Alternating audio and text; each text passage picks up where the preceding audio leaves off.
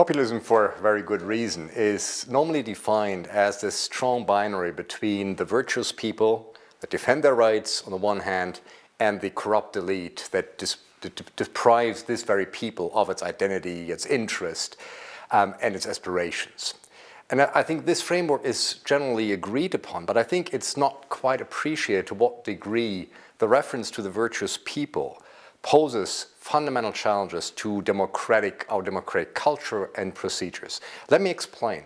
You could say, what we see in populism is somewhat of a repeat of traditional nationalist or regionalist politics. So a kind of a sovereigntist discourse that says we need to protect the rights of our people, the linguistic rights, the cultural rights, and so forth. But if you look at what populists do, there's a critical difference in terms of their political mobilization, which refers to something that I describe, referring back to Carl Schmitt's political theory, as kind of existential politics. And let me explain what I mean.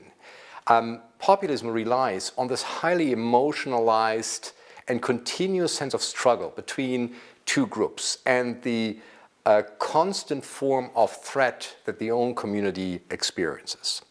So in a way, and to use Schmitt's terminology, the own community is depicted in a state of continuous emergency. It needs the sovereign power of the state, of the majority of the people to protect themselves against migrants, against the European Union, whatever you have. And this in itself is used to also operate outside normal democratic procedures. In a way, the legitimating reference to the people is something that transcends law or is outside even the traditional procedures. It gives it an emergency that in a way disregards or in a way gives second-rate importance to these traditional ways of elections, of parliamentary debates, and so forth. And so what we see is through this continuous reliance on a sense of we are constantly under threat, we are in a constant state of emergency, is that what you can do is to in a way suck the origin out of political deliberation. What you have is always us versus them. It is not the others that should be heard, it is the enemy of the state. It's the enemy of the people. And they can easily be discredited. It is almost religious-like that you say the other opinion is not really a valid point that needs to be discussed. It is an imminent threat to the own community, or if you want to put it even to religious terms, it's a heresy because it in a way undermines the integrity of the own community.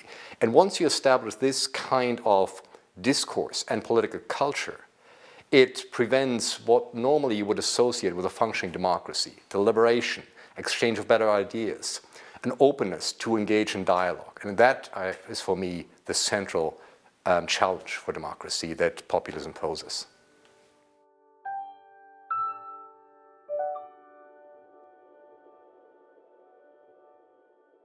Populist parties, in particular from the extreme right, have set the agenda in politics in European countries. And their strength is also a reflection of the relative weakness of the progressive leftist opposition. The left hasn't been able to provide a counter-narrative that is inspired by a different kind of sense of community and a different sense of democratic engagement. So what I see in a way is the failure of those forces that could push back against a very captivating and in some ways also convincing, because of its simplicity, convincing narrative of us versus them.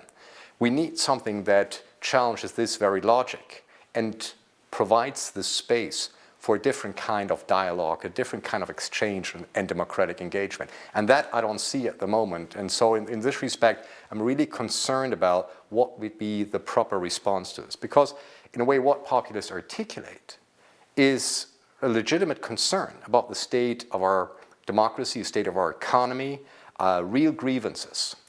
However, the populists come up with the wrong answers, mostly by blaming immigrants, the outsiders.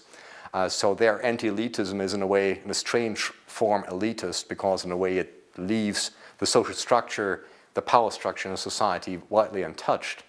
My concern is there, if you want, a progressive alternative? And I don't see this being forcefully articulated at the moment.